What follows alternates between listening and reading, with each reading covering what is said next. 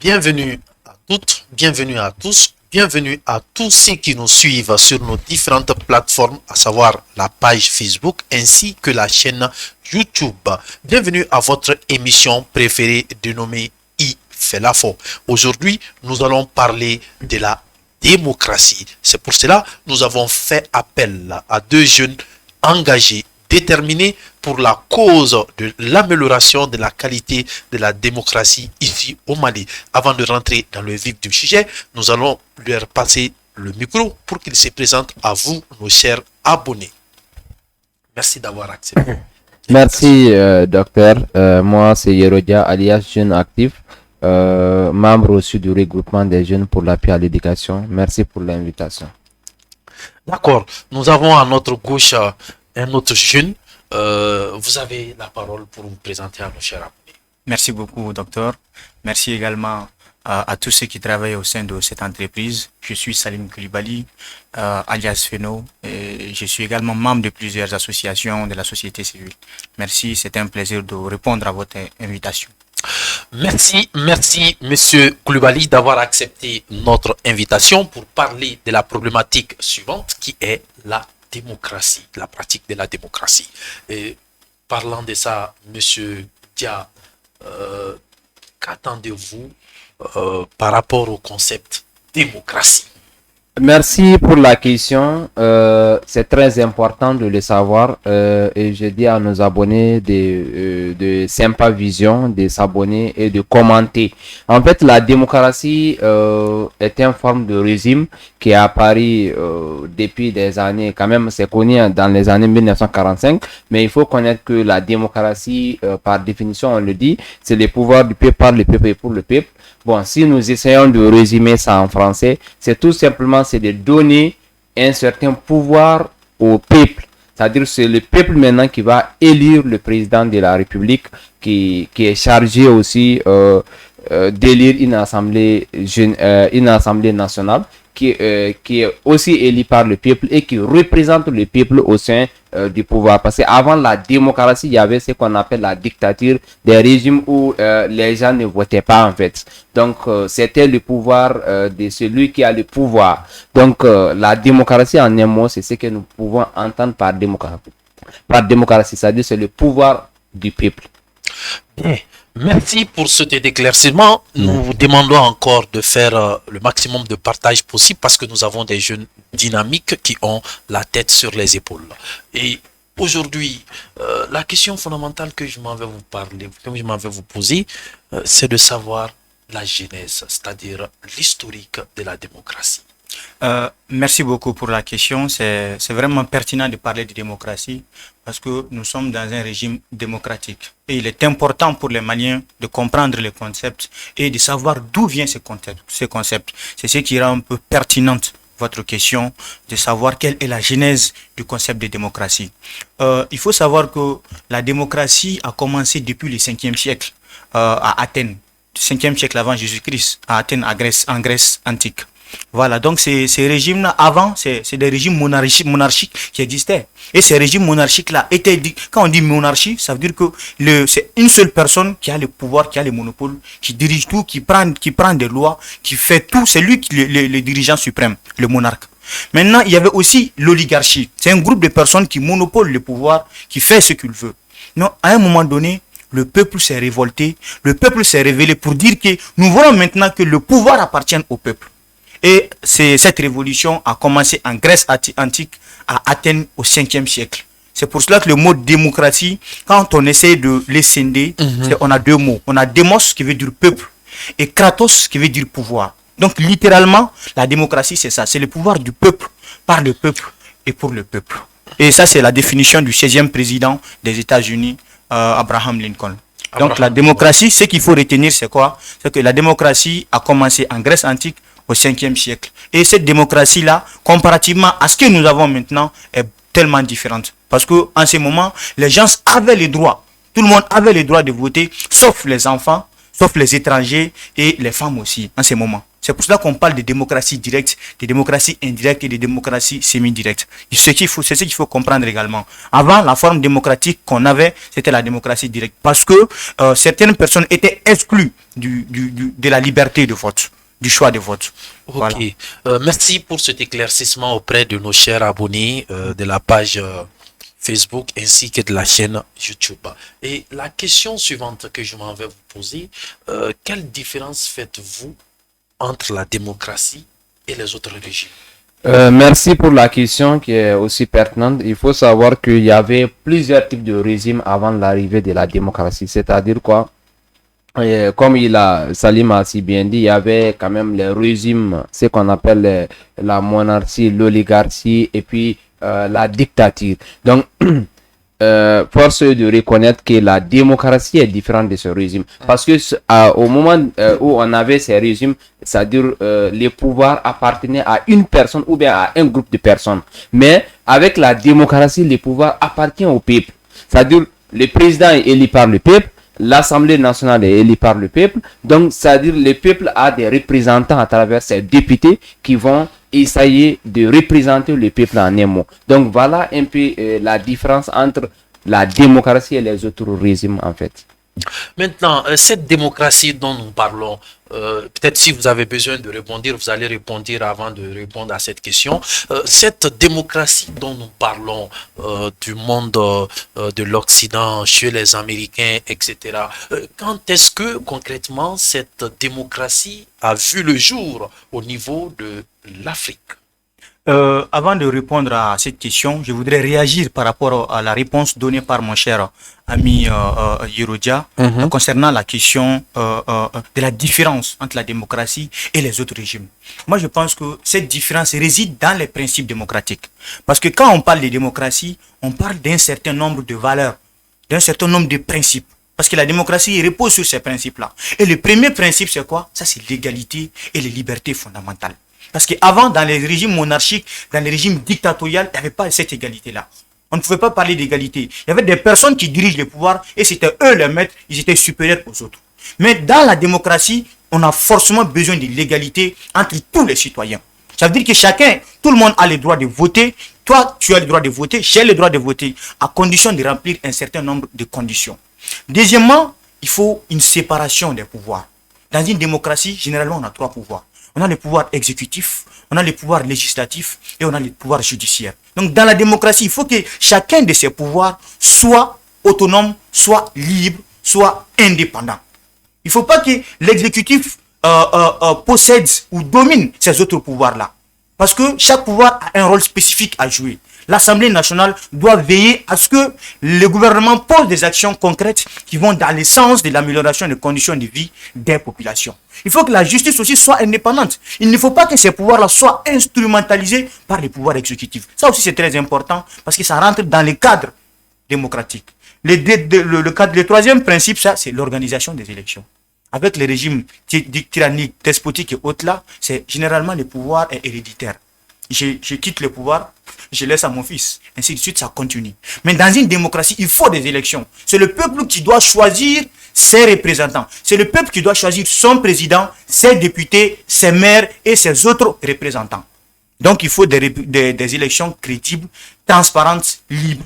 Et un autre principe qui est très important, ça c'est le 4e pouvoir. Ça c'est les médias. C'est très important.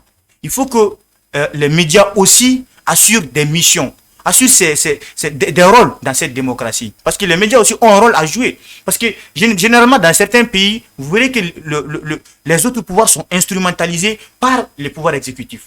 Maintenant, c'est aux médias, aux organes médiatiques de jouer le rôle d'opposition en ces moments, d'informer les populations et d'essayer de conscientiser les populations sur les dérives des autorités en ces moments. Donc, la démocratie, ce qu'il faut retenir, c'est surtout ça. Il y a un certain nombre de principes et ces principes-là n'existent dans aucun autre régime. C'est ce qu'il faut reconnaître et c'est ce qui fait la beauté même de la démocratie. Voilà. Bien, maintenant, quand est-ce que cette démocratie est apparue en Afrique, précisément au Mali? Automatiquement, cette question me rappelle le discours de la Baule en 1990 du président français François Mitterrand. C'est à travers ce discours qu'il a invité tous les pays africains à venir attendre vers la démocratie. C'est à travers ce discours qu'il nous a vendu la démocratie. Venez, optez pour le régime démocratique, vous allez vous développer. Optez pour le régime démocratique, l'Occident va vous aider. Nous allons vous aider à vous développer, etc. Donc, c'est un peu en ce moment, en 1990, que le président français, à travers la conférence qui s'est tenue à la Baule en 1990, qu'il a invité les pays africains à venir dans ces régimes parce que on nous a vendu l'argument comme quoi c'est un facteur de développement. Tout pays qui aspire au développement doit adopter le régime démocratique. Donc, c'est vers les années 1990 qu'on a adopté ce régime-là en Afrique. Et précisément au Mali.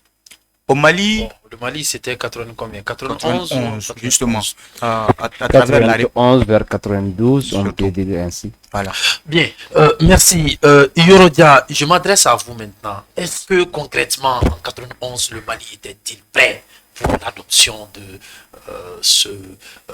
cette fameuse démocratie adoptée par les Occidentaux? Merci pour la question, docteur. Ce qu'il faut savoir d'abord, qu'est-ce qui a amené la démocratie au Mali? En fait, il y avait un soulèvement populaire qui était là, qui demandait, comme il a si bien dit, il y avait un discours du président qui demandait, il y avait la pression sur les dirigeants africains et il y avait aussi la pression, la popularité qui est là, qui disait qu'il faut qu'on aille vers la démocratie. C'est-à-dire, mais moi, je dirais que le Mali n'était pas prêt. Pourquoi? Parce que quand vous prenez les gens qui ont fait la révolution de 1991, beaucoup sont là aujourd'hui et ils savent qu'est-ce qui s'est passé. Donc les Maliens ne savaient même pas. Tu veux dire qu'ils ont échoué? Bon, oui, ils ont échoué. Oui, ils ont essuyé. Ils sont beaucoup. Il y a Oumar Mariko, il y a beaucoup de nos dirigeants des partis politiques aujourd'hui et qui ne sont pas satisfaits du Mali aujourd'hui. Pourquoi? Parce que moi, je dirais tout simplement que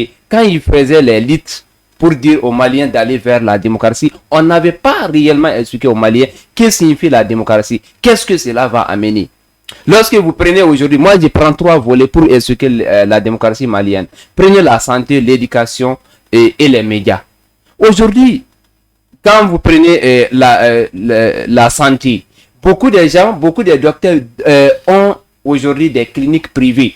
Et vous partez dans nos hôpitaux, ils nous disent, allez-y dans nos cliniques. Ou bien beaucoup des écoles privées aujourd'hui, c'est ce qui fait que le secteur malien, le secteur privé a fait de telle sorte que l'État même ne contrôle plus ces secteurs privés. Et c'est ce qui fait qu'aujourd'hui nous sommes dans une situation très compliquée. Et quand vous prenez les médias sont en quelque sorte, ils sont manipulés. Parce que quand vous prenez les médias, chacun a son parti politique ou bien chacun a ces personnes qu'il doit protéger, qu'il doit faire des propagandes, qu'il doit honorifier ou bien glorifier telle personne. Donc, à partir du moment où les Maliens n'avaient pas compris en ce moment la démocratie, on pensait que la démocratie va nous permettre de faire ce qu'on veut. Alors que la démocratie, c'est pour donner une autorité, c'est-à-dire c'est pour donner un certain pouvoir au peuple. Mais cela ne veut pas dire que c'est le peuple qui doit tout le temps, c'est-à-dire faire ce qu'il veut, ou bien un groupe de personnes qui doivent faire ce qu'ils veulent. Moi, je pense que le Mali n'était pas prêt, en fait, pour prendre cette démocratie. Concrètement, quel est le bilan des régimes démocratiques au Mali? Bon, le bilan, on peut dire, il y a d'insuffisance, il y a beaucoup, même actuellement, nous sommes en phase transitoire. Et qu'est-ce qui a amené la transition? On se pose la question, qu'est-ce qui amène les transitions? De 1992 à aujourd'hui, le Mali a connu à peu près 3 coups d'État ou 2 coups d'État quand même. Et en 2012, voilà. Et c'est pas 3, ou c'est 3? Non, c'est 2, on peut dire c'est 2 comme ça. Okay. Parce qu'il y a le coup d'État de 2012 qui est là. Parce que après l'élection de Alpha Oumar Konaré, il n'y a pas eu d'élection, de coup d'État. Maintenant, en 2012, il y a eu des coups d'État. Et en 2020 aussi, il y a eu des coups d'État. Et qu'est-ce qui a amené ces coups d'État? Parce que les régimes ont échoué. Le régime démocratique malien a échoué. C'est ce qui a amené les coups d'État, en fait. Sinon, dans un régime démocratique, les coups d'État est condamné dans la Constitution. Mais qu'est-ce qui amène le coup d'État? Et les gens en Afrique, ici, surtout plus précisément au Mali, les gens applaudissent plus les coups d'État que la personne qu'on a élue. Donc, à partir du moment où les gens applaudissent plus les coups d'État que les personnes qui sont élues. On se demande, est-ce que les élections, la manière dont la démocratie nous a dit les élections crédibles, transparentes et libres, est-ce que ces élections sont organisées de cette manière ici au Mali? Donc, le bilan quand même est insuffisant. Conclusion, le bilan est nul. Le bilan est nul. Sinon, on n'allait pas se retrouver dans ces difficultés, en fait. Salim, est-ce que vous êtes d'accord avec, voilà... En partie, Hein? en partie. Je suis d'accord en partie avec lui. Mais concernant d'abord le bilan, ou bien la question de savoir si le Mali était prêt pour la démocratie. Moi, je me joins un peu à son analyse à ce niveau pour dire qu'effectivement, on n'était pas prêt pour la démocratie. Et c'est ce que le président Moussa Traoré avait dit à l'époque. Le Mali n'était pas prêt. Parce que pour adopter une chose, il faudrait d'abord que le peuple puisse s'imprégner de la chose. Est-ce que le peuple malien avait conscience que la démocratie a besoin d'un peuple instruit? Parce que c'est très important. Pour comprendre les enjeux de la démocratie, il faut être instruit. Tout ça, c'est important. Donc, il y avait des préalables qui ont manqué en ces moments. Et c'est justement ce qui a abouti à ces résultats-là. Si vous voyez qu'on n'avance pas, que notre démocratie ne fut pas une réussite, c'est parce qu'en ce moment, on n'était pas prêt. En réalité, si on était prêt, on n'allait pas avoir ces résultats-là. Moi, je m'inscris dans cette logique-là. Maintenant, en ce qui concerne le bilan de la démocratie au Mali, effectivement, il est lamentablement négatif, on va dire. Et bien sûr, dans un bilan, on a toujours un passif et des actifs.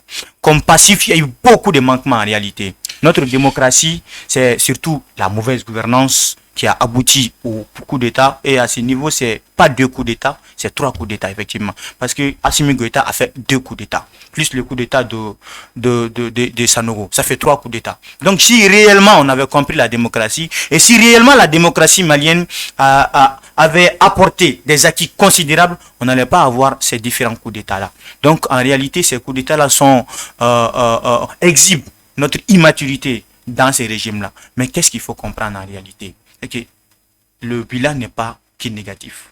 Il y a aussi des bons côtés qu'il faut souligner, des actifs. Et si vous voyez aujourd'hui que nous débattons sur ces plateaux, nous disons ce que nous voulons sur l'avenir de notre pays, sur l'évolution de la transition, c'est parce que grâce à la démocratie, nous avons cette liberté d'expression qui nous permet de faire notre analyse, de dire ce que nous pensons de notre pays pour que le pays puisse avancer. Ça, c'est un acquis, ça, c'est un fait qu'il ne faut pas négliger. Deuxièmement, la démocratie a abouti à ce qu'on appelle à l'émancipation des femmes. Aujourd'hui, nous avons beaucoup de femmes ministres, beaucoup de femmes fonctionnaires qui travaillent pour l'État, qui posent des actes concrets et qui vont dans le sens de l'amélioration des conditions de vie des populations. Aussi, grâce à la démocratie, tout le monde a le droit de vote aujourd'hui. Tous les Maliens ont le droit de voter. En tout cas, tous ceux qui ont 18 ans et qui remplissent les conditions de maturité peuvent voter. Tout ça, c'est des acquis. Mais de façon globale, le bilan est négatif. Mais qu'est-ce qu'il faut retenir? La démocratie, c'est pas abracadabra. Dire automatiquement vous adoptez la démocratie, étape vous êtes développé. Ce n'est pas comme ça. La démocratie, c'est un processus. Ça veut dire quoi? C'est des étapes. Et les grandes démocraties, les démocraties par excellence comme les États-Unis, la France, etc., ont passé des siècles et des siècles pour atteindre ces seuils de maturité démocratique. Maintenant, nous qui avons 30 ans de démocratie, nous ne pouvons pas prétendre à ce niveau-là. C'est pas possible. On doit continuer à combler les lacunes de notre démocratie au fil du temps et essayer d'atteindre leur niveau. Sinon, c'est pas maintenant. C'est ce qu'il faut comprendre. Merci. Yorodia, est-ce qu'il y a une compatibilité avec, avec notre religion, l'islam? Ce qu'il faut savoir, l'islam, bon, on dira quand même que la religion musulmane et la démocratie, bon, on peut dire que ça peut être un peu compatible, mais ce n'est pas du tout, en fait. Parce que lorsque vous prenez la démocratie donne l'autorité au peuple, donne certains pouvoirs au peuple, c'est vrai, mais ce qu'il faut comprendre aussi, l'islam aussi donne beaucoup de choses au peuple, mais il y a des choses qui sont dans la démocratie, mais qui ne sont pas en réalité dans l'islam. Donc, Salim, voilà, je me démarque catégoriquement de son analyse à ce niveau, parce que il faut d'abord comprendre le concept de laïcité pour pouvoir se prononcer là-dessus. Parce que quand on parle de laïcité, effectivement, ce n'est pas une création malienne, on est d'accord. Mais c'est un acquis considérable qu'il faut vraiment qu'on préserve. Pourquoi? La laïcité repose sur 4 principes fondamentaux. Qui parle de laïcité doit comprendre que le premier principe, c'est quoi? Dans la laïcité, il y a la liberté. La liberté pour chaque citoyen de choisir sa religion. Même l'islam n'est pas contre ça.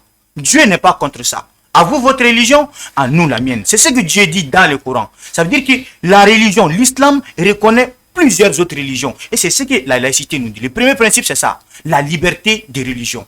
Chaque Malien a le droit de choisir sa religion. Si tu veux être chrétien, tu deviens chrétien. Si tu veux être musulman, tu deviens musulman. Si tu veux devenir animiste, tu deviens animiste. Si tu n'as pas besoin de religion, tu restes athée. Ça aussi, c'est une religion. Donc ça, c'est le premier principe de la laïcité. Deuxième principe, ça, c'est la séparation des pouvoirs, du pouvoir et de la religion. Il faut que, en matière de laïcité, il faut que l'État ne s'implique pas trop dans la religion. Il faut que la religion aussi ne s'implique pas, n'ingère pas dans la gestion de l'État. Ça, c'est très important. Mais l'État peut intervenir dans la religion à partir du moment où la religion est source de désordre dans la société. Parce que l'État a comme mission principale d'assurer l'ordre et l'équilibre de la société. À partir du moment où certains religieux ou certains soi-disant religieux posent des actes qui entraînent le désordre dans la société, l'État est obligé d'amener des mesures contre cette religion-là. Mais ce ne veut pas dire que l'État et la religion sont en connivence. Et le troisième principe de la laïcité, c'est quoi? C'est la neutralité. Il faut que les agents de l'État, les fonctionnaires de l'État, policiers et autres là, ne montrent pas des signes d'appartenance à une religion. À partir du moment où toi tu es fonctionnaire de l'État et dans l'exercice de cette fonction, toi tu dois être neutre. Que les chrétiens viennent, tu satisfais leurs besoins. Que les musulmans viennent, tu satisfais leurs besoins. On ne regarde pas en réalité ton appartenance religieuse dans la laïcité. Et le dernier principe, ça c'est l'égalité de tous les citoyens. Pour l'État, tous les citoyens sont égaux. Il n'y a pas de discrimination religieuse. Et c'est ce modèle que nous avons besoin aujourd'hui. Et c'est l'article 25 de notre Constitution qui le dit. Le Mali est une république indivisible, laïque, démocratique. Et son gouvernement les pouvoirs du peuple, par le peuple et pour le peuple. Et j'ai dit aux Maliens aujourd'hui de tout faire pour préserver cette laïcité. Peu importe ce que certains soi-disant extrémistes musulmans disent, nous on n'a pas besoin de ça. C'est des personnes qui n'ont pas compris la laïcité et c'est des personnes qui n'ont pas compris que le prophète Mahomet même était un laïc. C'est ce qu'il faut comprendre. En réalité, comme réponse, qu'est-ce que je peux dire? La laïcité est bel et bien compatible avec l'islam parce que le prophète lui aussi était un laïc. Bien, merci pour cet éclaircissement. Yorodia, Oui. avez-vous des répliques à faire? Oui, ou, voilà. bien sûr, parce que je pense que nous avons hérité la laïcité en France en fait. Et quand vous regardez en 2016, il y avait un maire en France qui avait interdit aux enfants qui partaient dans leur... Bon, ici on appelle piscine ou autre quand même, qui partaient, les filles qui partaient à ça, les filles qui portaient les foulards là, de ne pas porter ça là-bas. Et ça, la France est un pays laïque. Et pourquoi interdire aux filles, ces filles-là, de porter ça?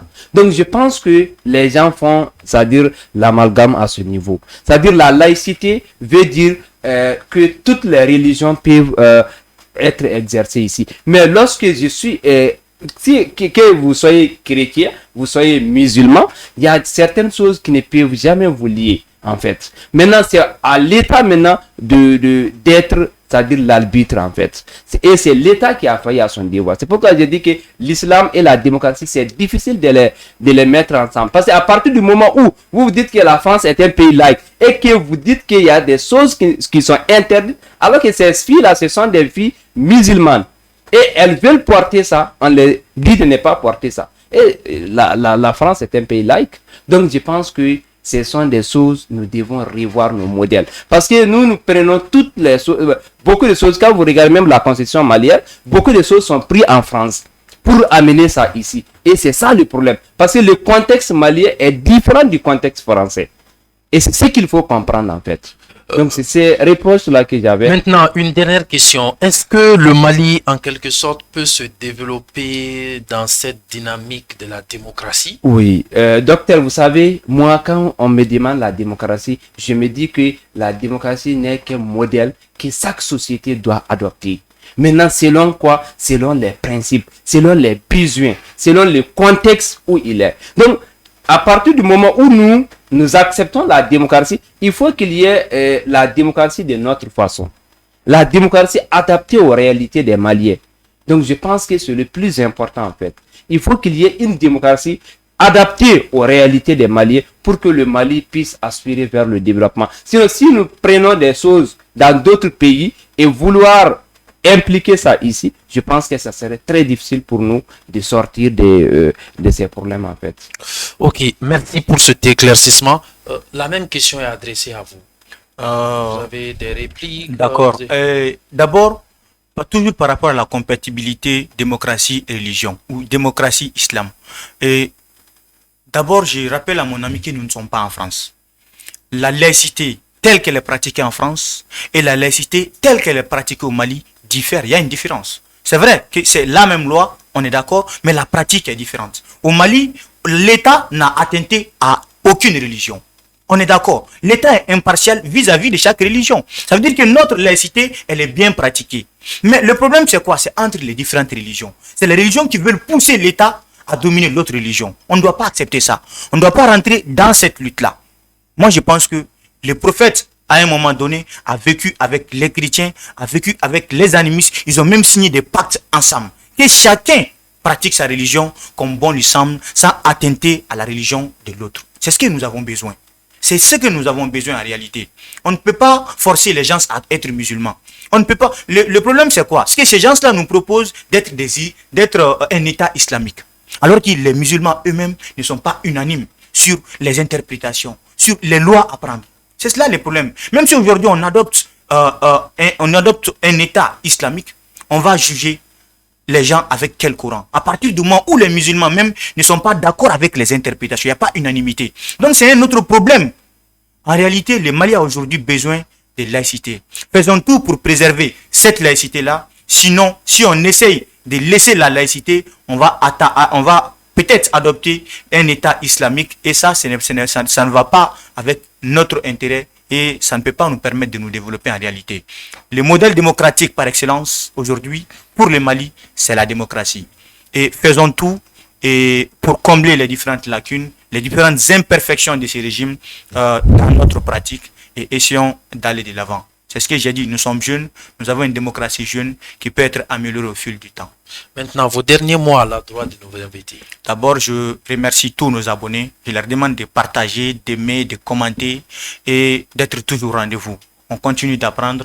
C'est très important de parler de notre pays en tant que jeunes et c'est un plaisir pour nous de toujours vous apprendre des choses et de toujours animer cette émission et en faisant des analyses pertinentes. Merci également à l'EAC de nous avoir offert ces cadres-là. C'est très important pour nos jeunes parce que rares sont aujourd'hui les télévisions, que ce soit virtuelles ou autres là, qui nous offrent ces opportunités-là. Merci à l'IAC, merci à vous, docteur. Merci à tous ceux qui nous suivent en cet instant. Merci également à tous mes amis qui me suivent. Merci Salima Koulibaly. À vous, les derniers mots. Merci, docteur, comme Salim a si bien dit, merci pour l'occasion offerte. Nous remercions tous les abonnés de Sympa Vision sur la page de Facebook de Sympa Vision et nous les demandons aussi de commenter, de liker et de partager aussi. Et je pense que nous avons aussi une nouvelle chaîne sur YouTube et je pense que chacun doit s'abonner à ça parce que c'est une lutte que nous sommes en train de faire. Et comme Salim a si bien dit aussi, vous invitez les jeunes comme nous à venir dire ce qu'on a à dire pour ce pays. Et je pense que c'est quelque chose qui est à encourager et que je demande à tout un chacun de s'abonner au niveau de Sympa Vision et sur la chaîne YouTube. Merci d'avoir accepté l'invitation d'être sur le plateau de Sympa Vision. Nous vous remercions pour l'effort fourni par rapport à l'analyse pertinente que vous faites pour donner une autre vision à la jeunesse, pour donner votre vraie vision à la communauté nationale qu'internationale. C'est de ça qu'il s'agit. Être universitaire, c'est apprendre à analyser. Être universitaire, c'est apprendre à réfléchir. Être universitaire, c'est apprendre à comprendre. Être universitaire, c'est apprendre à expliquer, à faire des diagnostics. Et nous nous retrouvons avec ces qualités en vous. Nous ne faisons que vous encourager et vous motiver davantage à partir vers cette dynamique. Chers abonnés de la page Facebook de Sympa Vision ainsi que de la chaîne YouTube, nous vous remercions par rapport à votre engagement et à votre fidélité pour cette page. Et sans plus tarder, nous nous donnons rendez-vous à la prochaine émission. À plus.